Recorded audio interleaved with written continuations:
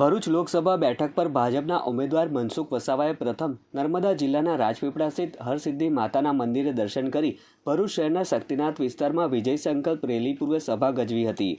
શક્તિનાથ મહાદેવના આશીર્વાદ મેળવી શક્તિ પ્રદર્શન સાથે વિજય સંકલ્પ રેલી યોજી તેઓ કલેક્ટર કચેરી ખાતે પોતાનું ઉમેદવારી પત્ર ભરવા રવાના થયા હતા। ઢોલ નગારા અને બેન્ડ વાજા સાથે શક્તિ પ્રદર્શન સ્વરૂપે નીકળેલી રેલીમાં મોટી સંખ્યામાં ટેકેદારો અને કાર્યકરો ઉમટ્યા હતા।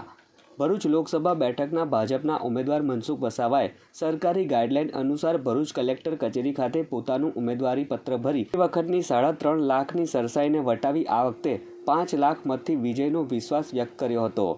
ભાજપ સંગઠન અને મોદી સરકારના કામથી વિજય નિશ્ચિત હોવાનો દાવો કરવામાં આવ્યો છે। આ પ્રસંગે રાજ્યના પૂર્વ ગૃહમંત્રી પ્રદીપસિંહ જાડેજા, કેન્દ્રીય મંત્રી દર્શના જરદોશ, ભરૂચ જિલ્લા ભાજપ પ્રમુખ મારુતિસિંહ અટોદરિયા, ભાજપના ભરૂચ સંસદીય ક્ષેત્રના 6 ધારાસભ્યો સહિત અન્ય હોદ્દેદારો અને હજારો કાર્યકર્તાઓ ઉપસ્થિત રહ્યા હતા।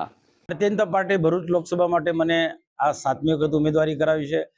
આજે વરિષ્ઠ આગેવાનો પ્રદેશ માંથી નિયુક્ત કેન્દ્રીય મંત્રી દર્શનાબેન દર્શો તથા પ્રદીપસિંહજી જાડેજા, પૂર્વ હોમ મિનિસ્ટર, અમારા જિલ્લા પ્રમુખ મારુતિસિંહ અટોદરિયા થી માંડીને પાર્ટીના સંગઠનના વરિષ્ઠ આગેવાનો અને ધારાસભ્યોની ઉપસ્થિતિમાં અને અનેક પાર્ટીના બૂથ લેવલના કાર્યકર્તાની હાજરીમાં આજે મેં ફોર્મ ભર્યું છે।